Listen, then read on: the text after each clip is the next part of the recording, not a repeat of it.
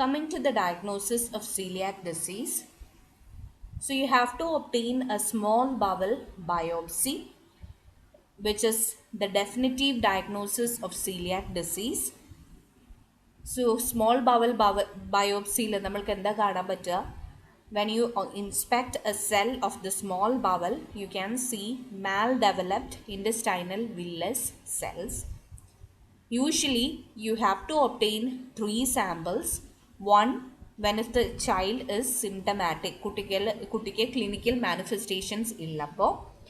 Then on recovery, and finally after giving a gluten re-challenge. ഇങ്ങനെ 3 സിറ്റുവേഷൻസിൽ sample എടുത്ത് പരിശോധിച്ച ശേഷമാണ് നമ്മൾ കൺഫേം ചെയ്യുക. ഒന്ന്, കുട്ടി സിംറ്റമാറ്റിക് ആയിരിക്കുമ്പോൾ. 2, കുട്ടി റിക്കവറി ചെയ്തതിന് ശേഷം. 3-മത് നമ്മളൊരു ഗ്ലൂട്ടൻ റീ ചലഞ്ച് കൊടുത്ത് വീണ്ടും ഇൻറ്റസ്റ്റൈനൽ വില്ലസ് സെൽസിന് വേണ്ടി ഒബ്സർവ് ചെയ്യും. So that is the definitive diagnosis, which is small bowel biopsy. The other tests include hemogram in order to see the HB level, serum chemistry, tests for intestinal absorption, especially D-xylose absorption. The blood studies are also evaluated in order to see the presence of certain things like anemia, hypoalbuminemia, hypoprothrombinemia, and levels of folic acid, calcium, carotene, vitamin B12, vitamin A, D, and gamma globulin. So നമ്മൾ ഈ കാര്യങ്ങളൊക്കെ decreased ആവുമെന്ന് പറഞ്ഞിട്ടുണ്ടായിരുന്നു. അതുകൊണ്ട് തന്നെ specific ആയിട്ടുള്ള blood study നടത്തി ഈ ഓരോന്നിൻ്റെ ലെവൽസും ചെക്ക് ചെയ്യും. Other than this, we said that the child can have osteomalacia and osteoporosis and also short stature. അപ്പോൾ കുട്ടിയുടെ ബോൺ ഏജ് അറിയാനായിട്ട് you have to obtain an X-ray. Barium studies are done in order to see for dilated small bowel and coarse mucosal falls. So barium study നടത്തും. ഈ സ്റ്റഡിയിൽ നമുക്ക് കാണാൻ പറ്റുക, you can see dilated small bowel as well as coarse mucosal falls. Fetal fat excretion is also done, and for this you have to collect 3-day stool samples. അപ്പോൾ ഇവിടെ സ്റ്റിയറ്റോറി ഉണ്ടാവും എന്ന് നമ്മൾ നേരത്തെ പറഞ്ഞിട്ടുണ്ടായിരുന്നു. ഇത് കണ്ടുപിടിക്കാനായിട്ട് fetal fat excretion pattern is studied by obtaining 3 consecutive day stool sample. So this is about the diagnosis of celiac disease. Now coming to the management. മാനേജ്മെൻറ്റിൽ ഒരു കാര്യം നമുക്ക് ഉറപ്പായിട്ടും പറയാൻ പറ്റും അല്ലേ, ഈ കുട്ടികൾ പെർമനൻ്റ്ലി ഇൻടോളറൻ്റ് ആണ് ഗ്ലൂട്ടനോട്. So main management is avoiding gluten in the diet or giving a gluten-free diet.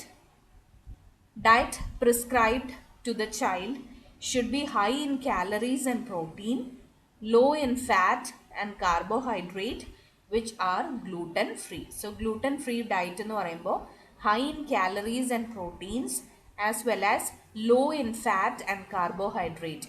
ഈ ഒരു തരത്തിലുള്ള ഡയറ്റ് ആയിരിക്കും കുട്ടിക്ക് കൊടുക്കേണ്ടത്. The requirement for grain in diet can be fulfilled by substituting rice, corn and soybean.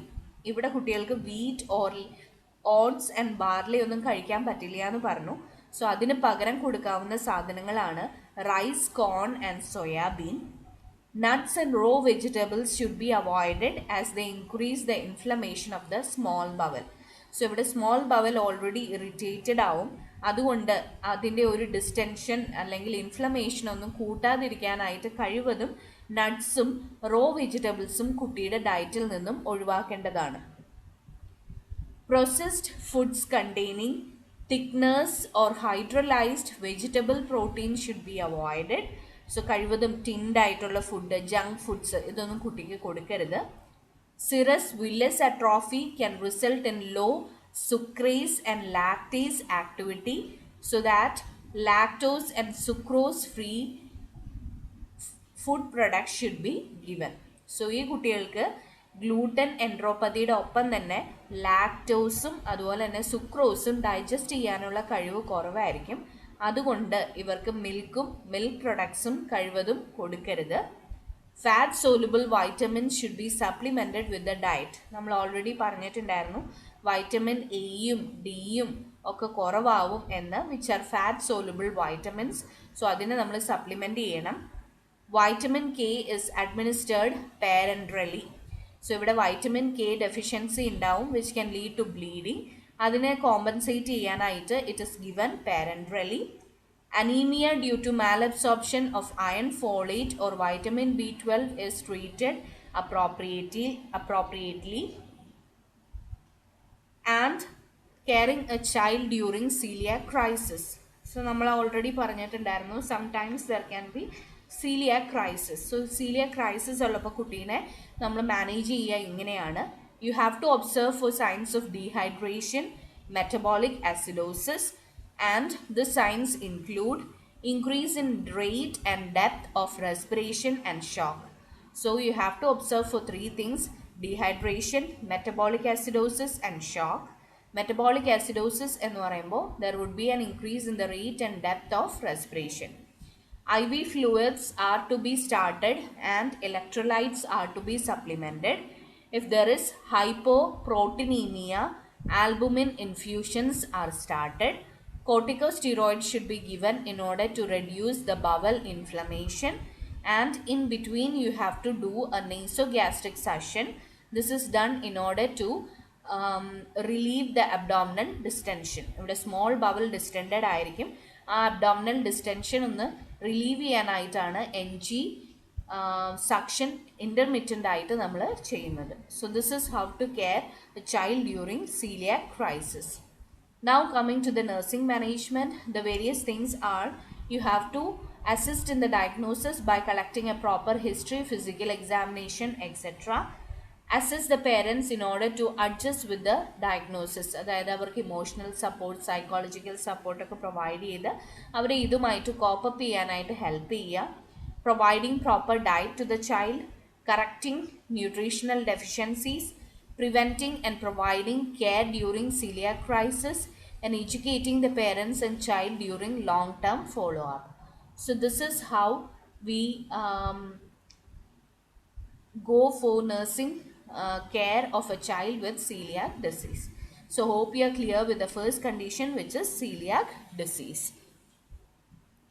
Now coming to the second condition, lactose intolerance. So പേരിൽ തന്നെയുണ്ട് ഈ disease എന്താണ് എന്ന്. ലാക്ടോസിനോട് ഇൻടോളറൻ്റ് ആവുന്ന കണ്ടീഷനെയാണ് ലാക്ടോസ് ഇൻടോളറൻസ് എന്ന് പറയുക. And lactose is the major protein which is found mainly in milk. So lactose intolerance, it is the inability to digest lactose, which is a disaccharide found in milk, milk products as well as infant formulas. So artificial formulas വാങ്ങുമ്പോൾ അതിൻ്റെ അകത്തെയും major content lactose തന്നെയാണ്. Lactose is also a component of other food products like bread, cakes, cookies and biscuits. So ഇതിൻ്റെ അകത്തൊക്കെ lactose added ആയിട്ട് കാണാനായിട്ട് പറ്റും. ഈ ലാക്ടോസിനെ digest ചെയ്യാൻ പറ്റാത്ത കണ്ടീഷനെയാണ് ലാക്ടോസ് ഇൻടോളറൻസ് എന്ന് പറയുക. Coming to the aetiology, it is caused by the deficiency or absence of lactase. ലാക്ടോസിനെ ഡൈജസ്റ്റ് ചെയ്യാൻ ഉപയോഗിക്കുന്ന പ്രോട്ടീൻ എൻസൈമിൻ്റെ പേരാണ് ലാക്ടേസ്. അതിൻ്റെ ആബ്സെൻസോ അല്ലെങ്കിൽ അതിൻ്റെ ഡെഫിഷ്യൻസിയോ can lead to lactose intolerance. And the condition can be either congenital or acquired. So this is about the etiological factors. It mainly results from the absence or the deficiency of lactase enzyme, and it is usually congenital or can be acquired. Coming to the pathophysiology, lactose is not digested or absorbed due to the deficiency of the protein lactase. The undigested lactose remains in the colon. It is broken down by the GI bacteria, which causes the release of gases like carbon dioxide, hydrogen and methane. ഈ gases release ആവുന്നത് കൊണ്ട് there can be abdominal bloating and pain. Further, undigested lactose also increases the osmotic pressure in the colon, and this results in drawing of water into the colon, causing watery diarrhea. So this is about the